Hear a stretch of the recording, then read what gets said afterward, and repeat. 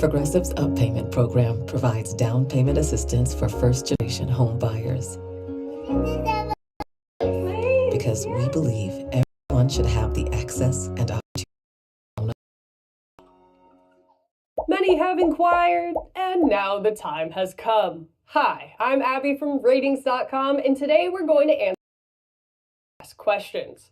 Should you care about Dolby Vision HDR10+, or what HDR formats your TV supports? While the debate rages in the nooks and crannies of forums and comment sections, we're here to provide some information that goes a bit deeper than bit depth and is a little more dynamic than discussions of metadata. So stick around as we explore the impact HDR formats have on your viewing experience.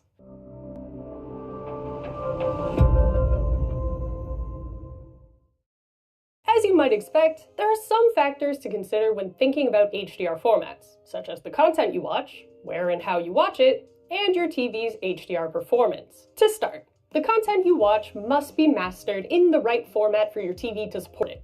You can check the format by looking for the Dolby Vision or HDR10+ logo directly on the product packaging, like a 4K Blu-ray, for example, or in the description of shows or movies on a streaming platform. If you don't see a logo anywhere, then it doesn't matter if your TV supports Dolby Vision or HDR10+. The content isn't encoded that way to begin with. The second consideration is where you get your content from, since streaming services approach HDR formats differently. Generally, you can only access HDR content on Netflix and Disney Plus with a premium tier subscription. Most of the HDR content available is mastered in Dolby Vision, even the unhinged reality shows. On the other hand, HDR10+ content isn't as widespread at the moment. One of the main places to find it is on Amazon Prime Video, which makes sense considering they were one of the early adopters of it when Samsung first developed the format. However, Prime's more popular titles like Rings of Power, Reacher, and Fallout, for example, also have a Dolby version available on the app. Physical media is a bit different.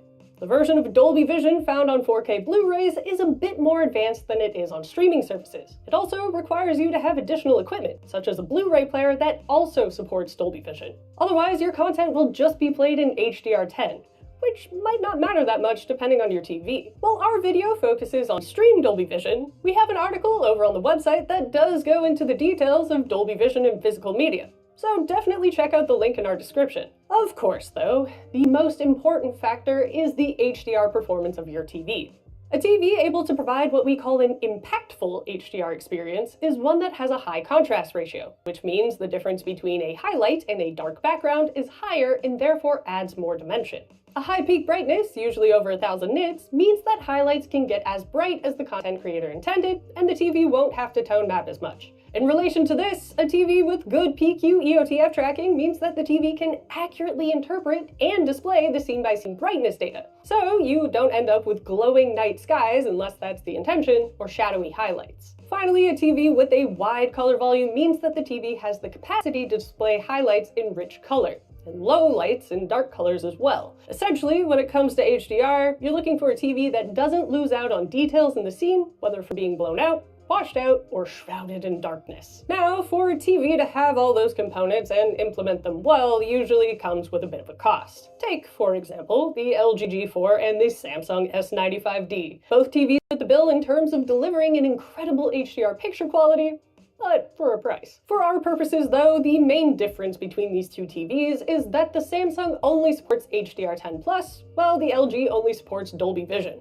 If we compare them side by side, while the LG is in Dolby Vision and the Samsung is in HDR10+, what we see are some minor differences in practice. Dolby Vision enhances the vibrancy of the colors and adds some pop to the highlights. But for some folks, that enhancement might seem artificial, while HDR10+ seems a little more faithful to real life. Even if the LG G4 displays HDR10 content without Dolby Vision, while the Samsung continues to display HDR10+, the differences aren't all that game-changing. The picture looks great, with HDR10+ content looking a little less flat overall. Similarly, if the Samsung displays base HDR10 content while the LG does Dolby Vision, the differences are pretty much down to personal preference. Do you want the pop and vibrancy of Dolby Vision, or do you find it to be uncanny or a little too enhanced for your taste? Now, you might be wondering if these differences can be chalked up to other aspects of the TVs, like panel type, for example.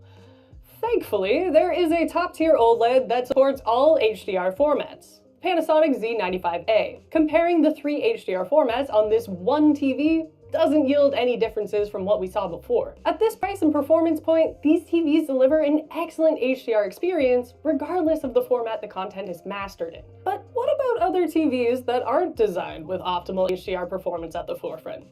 It's your bag, sir. What gave it away? Oh, you the Geico Gecko! I filed a claim for my car with the Geico app. Only took 2 minutes. The God goes all about getting more than just savings. The next time, how about less fluid ounces? Fair enough. Oh. Get more than just savings. Get more with Geico. Disney's Lilo and Stitch is now available on Disney+. Come here, boy. He is your responsibility. Got it. We promise. The global phenomenon has finally landed on Disney+. He's so cute and fluffy. I'm so glad I found you. Disney's Lilo and Stitch now available on Disney+, rated PG. And right now, get Disney+, Hulu, and all of ESPN with an incredible limited time offer. Hisense A7N. Hisense, TCL, and even some Roku TVs, also known as the budget-friendly brands, don't have a loyalty to one format over another. Like the Panasonic Z95A, their models tend to support both HDR10 Plus and Dolby Vision. Depending on your budget though, the impact of one over the other varies. This means we can also use the Hisense A7N to visualize the same scenes on the same TV in all HDR formats to directly compare the experience. But this time, we're looking at a TV with a peak brightness of 350 nits, alright contrast, decent color volume, but surprisingly good PQ EOTF tracking. The sum of its parts says it'll look alright, but in practice, with just a basic HDR10 signal, it looks awful. Dark scenes especially suffer from raised blacks, loss of details, and undersaturation. In HDR10 Plus, there is a slight upgrade. It's a bit better highlights-wise. Color-wise, there's a slight improvement, but the overall enhancements aren't as impactful as you'd maybe want them to be. But switching to Dolby Vision is like you setting up a different TV. This is still the Hisense A7N, and none of our camera settings were changed. The details that were lost, like strands of hair, have been found. And there are colors again. Rather than pallid skin tones, characters look like they've actually seen the sun. Though there's some definite oversaturation when it comes to colors, this can be adjusted for with the picture mode or through calibration. We also wanted to put this to the test with another cheap TV, so we decided to play around with the Dolby Vision settings on the TCL Q550F after we shot its review. For a TV that cheap, having Dolby Vision enabled meant you were actually able to see the stars in space in the opening sequence of our planet. We couldn't test it with HDR10 Plus as the TV doesn't support it. So why is there such an extreme difference with these cheaper, lower-end TV models? There are a few potential reasons. It could be a case of the Dolby Vision stream having a higher bitrate than the HDR10 or 10 Plus streams, meaning those chunky blocks and dark scenes where details get lost just don't happen since there's more information in the stream. Though they're both dynamic formats, Dolby Vision and HDR10 Plus don't use the same metadata. HDR10 Plus turns base HDR10 from static to dynamic data, meaning the dark points, average light level, and highlights can change scene by scene rather than remaining the same throughout the entire movie.